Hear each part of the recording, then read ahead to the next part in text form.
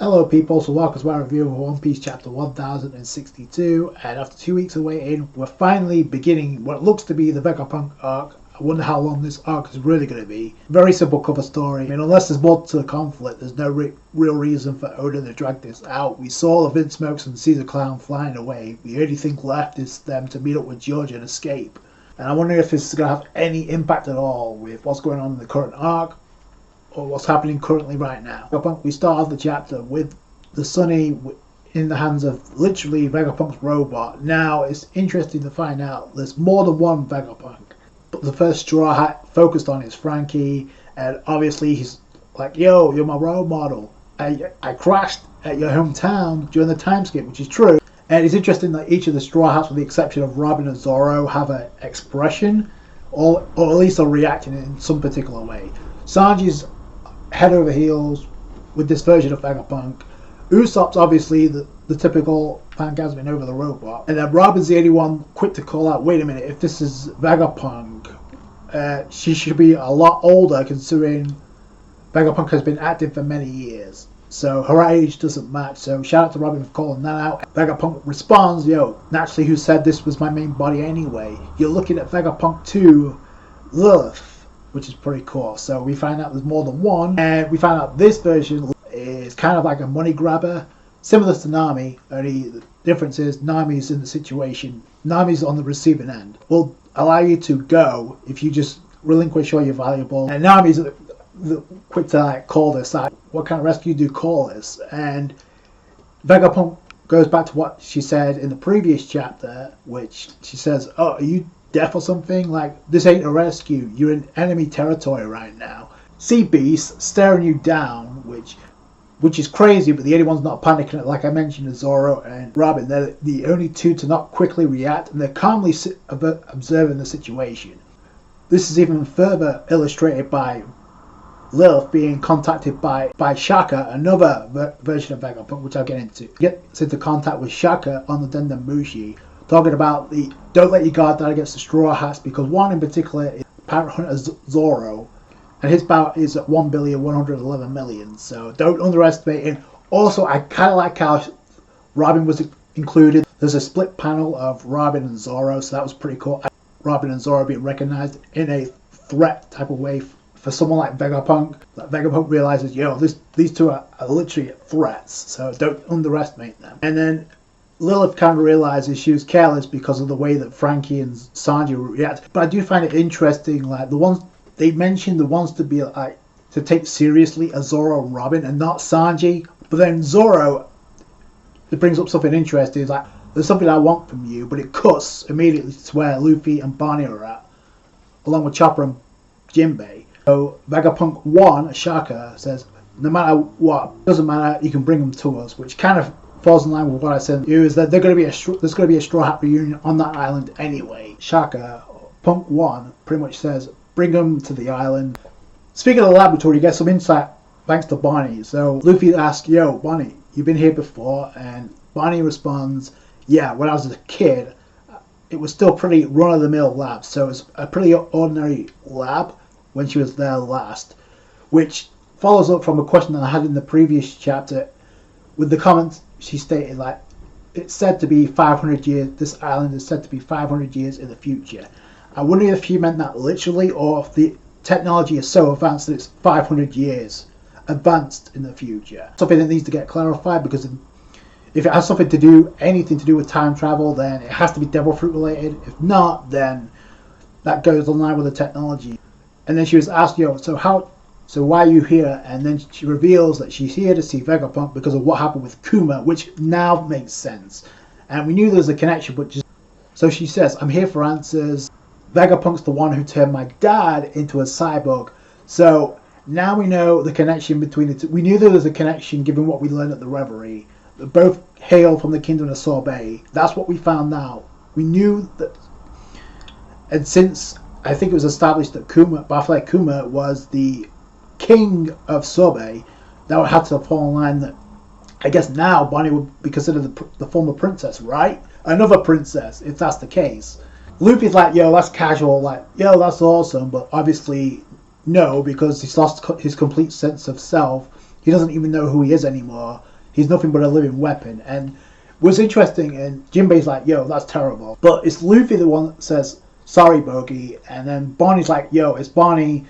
And then Luffy corrects himself, saying, yeah, Bonney. So that's kind of interesting from a Luffy standpoint. But the fact that this answers our question of the relationship between Bonney and Kuma, and the fact that Kuma is the father and Bonney is the daughter.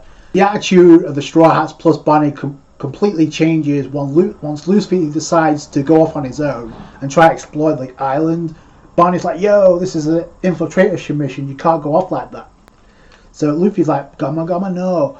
So he sees a mechanical dinosaur, I guess. I love the expression of Bonney and Chopper thinking Luffy's been eaten, but he just plows right through the mouth. And then Bonnie's the one that spots a giant parfait. And this is where the demeanor and the attitude of the Straw Hats change, especially Bonney.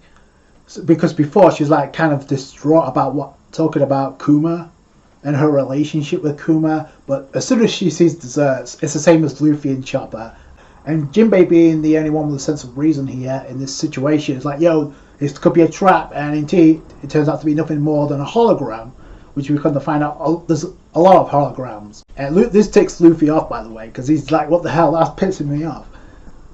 And Bonnie's like, yo, it's a 3D image made of light.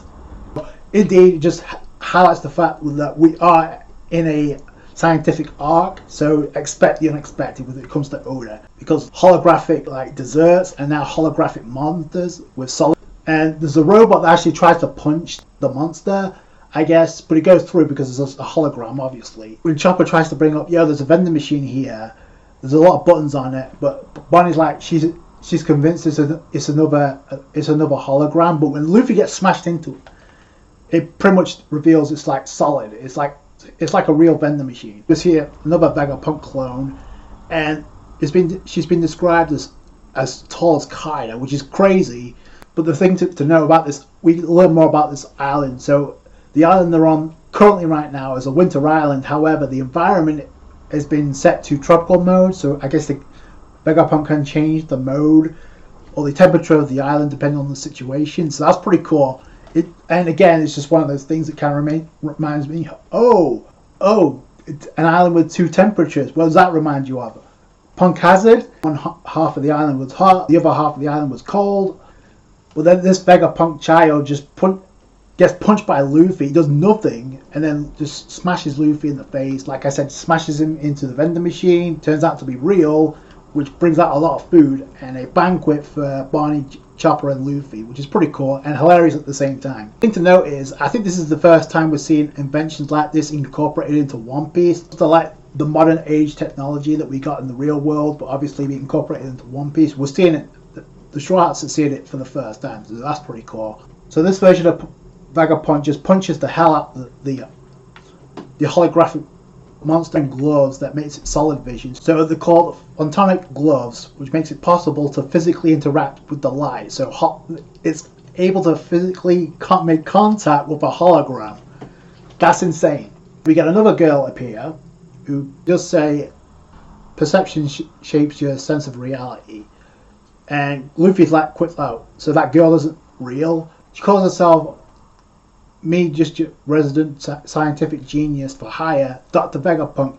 If you remember, Vegapunk Lilith kind of like put down like the fact that Venturance were kind of like subpar, they weren't perfect.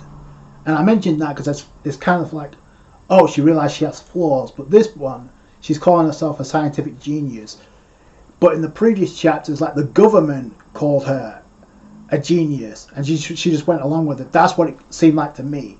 So there's different personalities with each one, it looks like. And this one's been described as Wrath. Punk Atlas. So Vegapunk Atlas. So there you go. But as soon as she calls herself Dr. Vegapunk, Bonnie's like, no, that's a lie. So Bonnie's obviously met the real Dr. Vegapunk. And Luffy brings up the fact that, oh, I heard about you through Kobe. Really? Didn't Frankie mention this as well? Either way, it cuts to the New World, and a government ship is on its way apparently, and we find out that 3 members of CP0 are on board, Stussy, Kaku and Rob Lucci on board, and it looks like they're heading for the island where Vegapunk's at. Kaku's like, yo, Vegapunk is technically a single individual, but his genius is second only to his busyness. There's not enough time, so imagine if there were more than one beaver.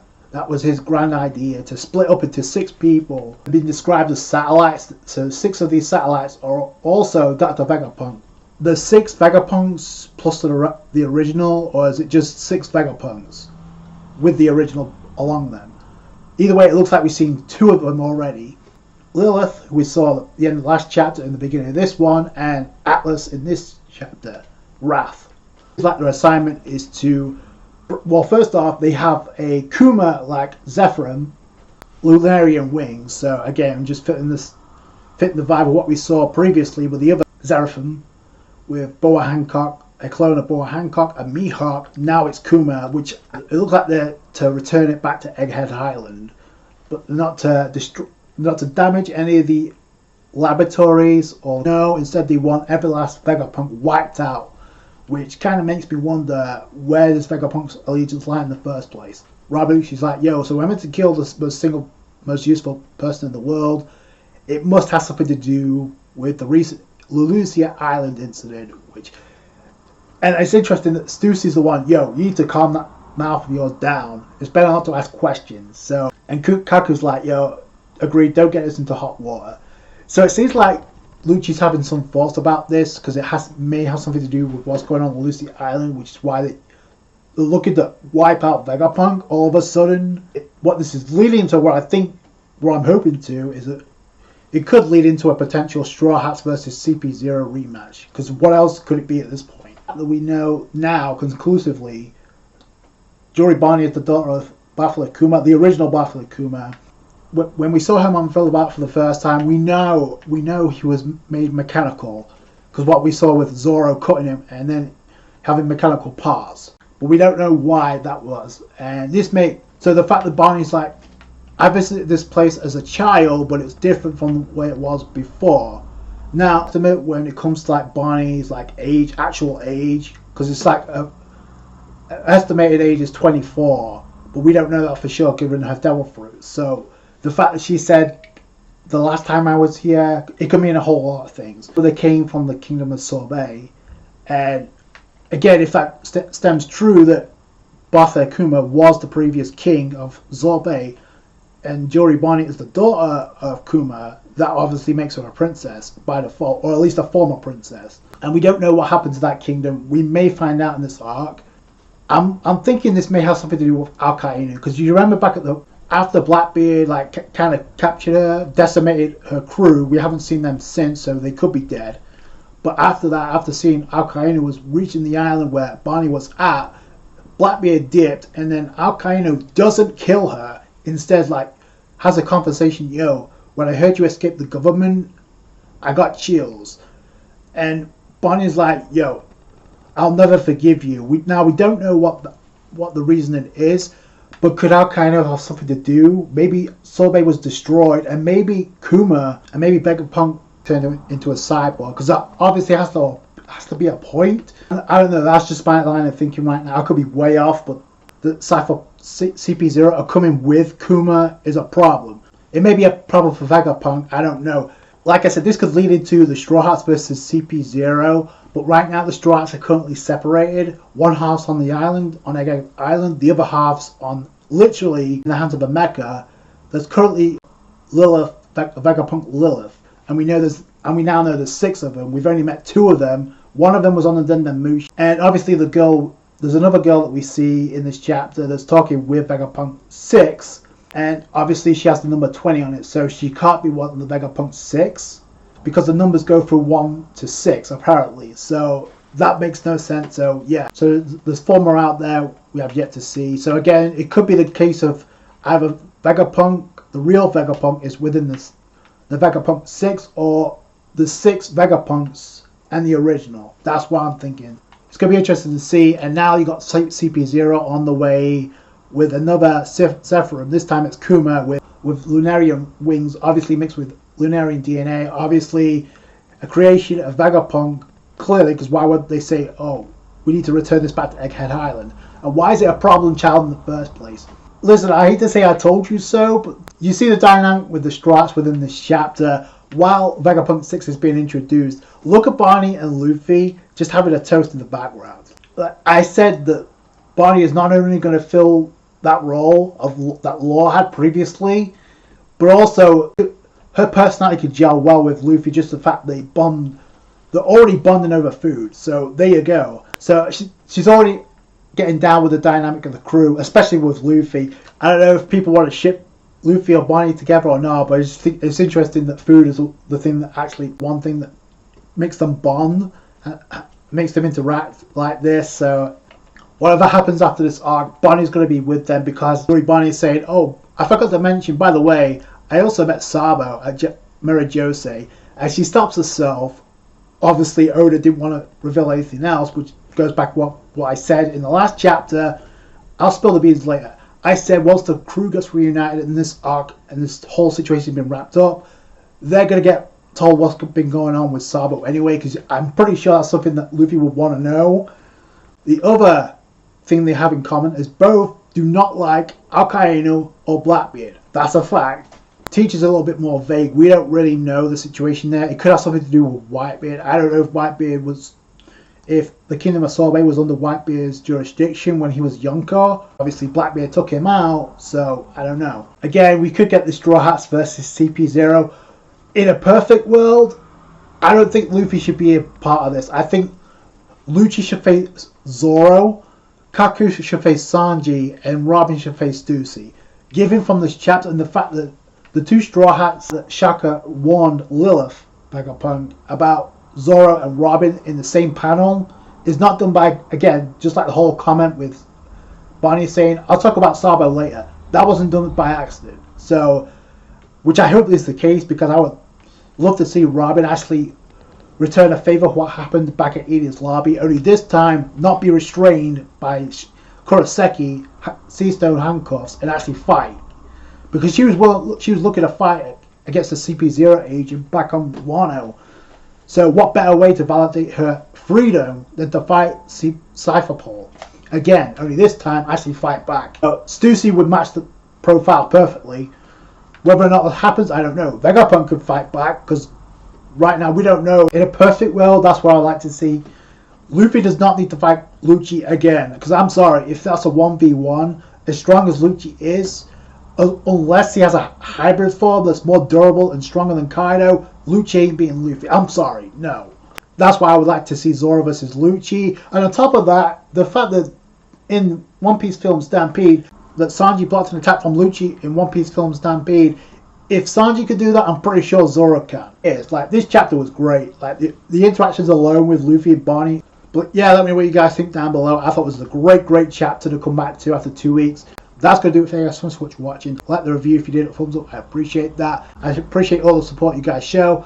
Subscribe channel for more One Piece. Catch you guys later. Thanks, guys. Bye.